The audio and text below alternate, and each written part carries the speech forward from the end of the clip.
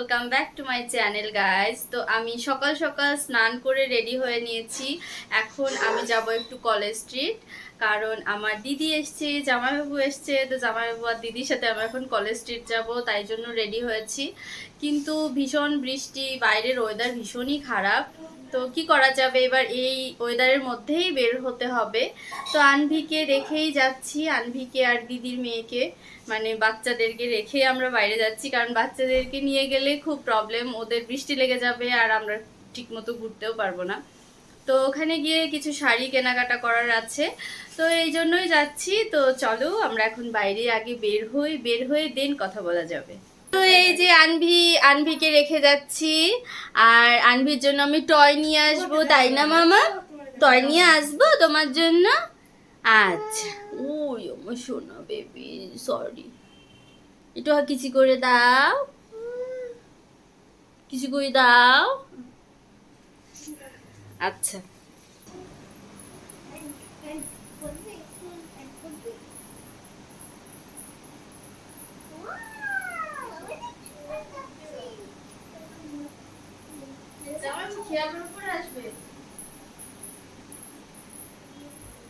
তো আমরা যেহেতু তিনজন যাব, তো তিনজন হচ্ছে ফ্রি মানুষ, ওই জন্য আমরা এখন হচ্ছে বাসে করে যাব। তো গাড়ি বুক করব না এত দূর থেকে। বাসে হচ্ছে দক্ষিণেশ্বর অবধি যাব, ওখান থেকে মেট্রোতে, দেন হচ্ছে এমজি রোড নামবো। তো কলেজ স্ট্রিটে আমরা পৌঁছে প্রথমেই গেছিলাম আদি মোহিনীমোহন কাঞ্জিলালে। তো ওখান থেকে অনেকক্ষণ ঘুরে ফিরে দেন আমরা এসছিলাম হচ্ছে আদি ইন্ডিয়ান সিল্কে। তো প্রথমে আমরা আদি মোহিনীমোহনে গেছি, ওখান থেকে দুটো শাড়ি নিয়েছি। আর এই যে যে শাড়িগুলো দেখছি এগুলো হচ্ছে আদি ইন্ডিয়ান সিল্কের। তো এদের কালেকশানও বেশ ভালো কালেকশান, মানে রিজনেবল প্রাইসের মধ্যে বেশ ভালো ভালো কালেকশান আছে, হিউজ কালেকশান আছে আদি ইন্ডিয়ান সিল্কে। আদি মোহিনীমোহনে তো আছেই। এই শাড়ির কালার এইটাও ভালো লাগছে, এটা কিন্তু ফোনে অনেক সুন্দর লাগছে, এই কালারটা শাইন দিচ্ছে। বাট এইবার কেন জানি না আমার আজকে আদি ইন্ডিয়ান সিল্কেই বেশি ভালো লেগেছে কালেকশানগুলো। কারণ আমরা যেই পরিমাণ টাইম স্পেন্ড করেছি আদি মোহিনীমোহনে, তো ওই পরিমাণ টাইম স্পেন্ড করে আমাদের আসলে পছন্দ মতো শাড়ি পাচ্ছিলাম না খুঁজে। তো যাই হোক, লাস্টে এই শাড়িগুলো দেখছিলাম, এগুলো আদি ইন্ডিয়ান সিল্কের। তো এই যে যেই শাড়িটা আমাকে পরিয়ে দিচ্ছিল, এই শাড়ির ভেতরেরটা অনেক ভালো লাগছিল, মানে ব্লু কালারের ওপরে ছোট ছোট বুটি ছিল, বেশ ভালো লাগছিল। বাট পাড়টা আমার একটুও ভালো লাগেনি, মানে ভীষণই ব্রাইট ছিল, যার কারণে এই শাড়িটার আমার নেওয়া হয়নি। তো শাড়িগুলো আমি পরে পরে দেখছিলাম কোনটা ভালো লাগে না লাগে। আর সাথে আমার জামাইবাবু ছিল, আর জামাইবাবু তো চুপচাপ বসেছিল, শুধু দেখছিল আমাদের দুই বোনের অবস্থা, যে শাড়ি দেখতে দেখতে দুই বোনের মাথা খারাপ হয়ে যাচ্ছে। বাট জামাইবাবুকে যদি বলি কোনটা বেশি ভালো লাগছে, জামাইবাবু কিন্তু চুপচাপ বসেছিল, কোনো ডিসিশানই দিতে পারে না।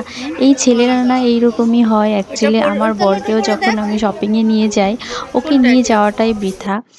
ও বলে তোমার পছন্দ মতো কেন, যদি জিজ্ঞেস করি যে দেখো এটা ভালো লাগছে, ও হ্যাঁতে হ্যাঁ মিলাবে, নাতে না মিলাবে, মানে ওকে নিয়ে যাওয়া শপিংয়ে আর না নিয়ে যাওয়া সেম।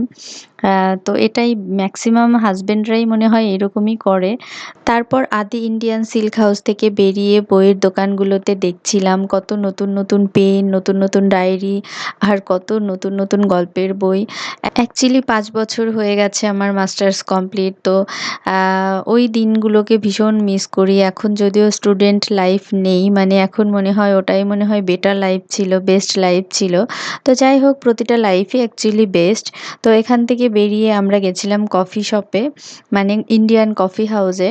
তো জামাইবাবুকে আমি সারপ্রাইজ দিব বলে আমি বলছিলাম চলুন চলুন একটা জায়গায় যাব, একটা জায়গায় যাব। তো লাস্টে গিয়ে জামাইবাবু বুঝতে পেরেছে যে ইন্ডিয়ান কফি হাউসেই যাব। তো এই কফি হাউসে আসলে আমার কেমন একটা নস্টালজিক ব্যাপার মনে হয়, মানে মান্নাদের গানটা আমার ভীষণ মনে পড়ে। আর হচ্ছে এই কফি হাউসে না প্রতাপ আমাকে এর আগে একবার নিয়ে এসেছিল, মানে ও আমাকে সারপ্রাইজ দিয়েছিল। আমি একবার কলেজ স্ট্রিটে এসেছিলাম, মানে গত বছর কলেজ স্ট্রিটে এসেছিলাম শাড়ি কেনার জন্য, তখন প্রতাপকে সাথে করে নিয়ে এসেছিলাম। তো তখন আমার শপিং করার শেষেও আমাকে বলেছিল চলো একটা জায়গায় নিয়ে যায়।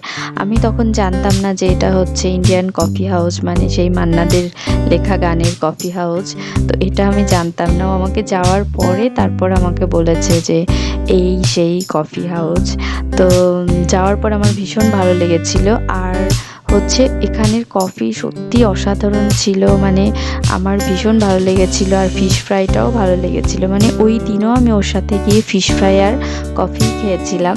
তো এই জন্য আজকে আর মিস করলাম না, আজকেও আমরা চলে গেলাম কফি হাউসে।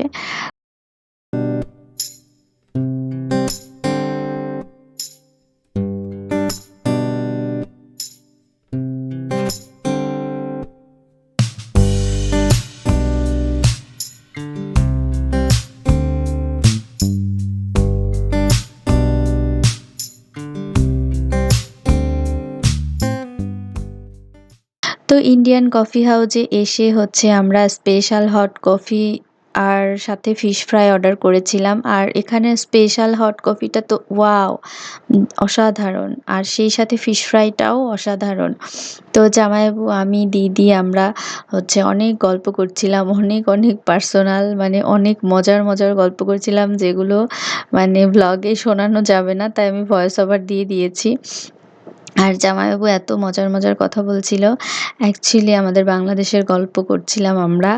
তো এই আর কি, আমরা তারপরে তাড়াতাড়ি করে, এদিকে দিদিরা তো আমাকে ব্লগ করতেই দেয় না, তার আগেই ওরা কফি আর ফিশ ফ্রাই খাওয়া স্টার্ট করে দিয়েছে।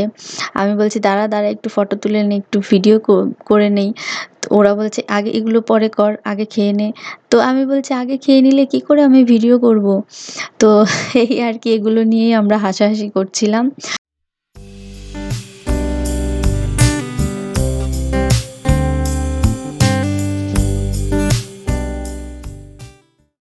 কফি শপ থেকে বেরিয়ে তারপরে বইয়ের দোকান থেকে কিছু বই কিনলাম। আনভির জন্য কয়েকটা স্টোরি বুক কিনেছি।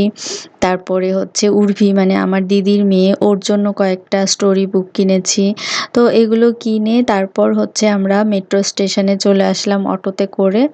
এসেই মেট্রোতে উঠে গেলাম। তো একবারে দক্ষিণেশ্বর নেমে গেছি, ওখান থেকে গাড়িতে চলে এসেছি।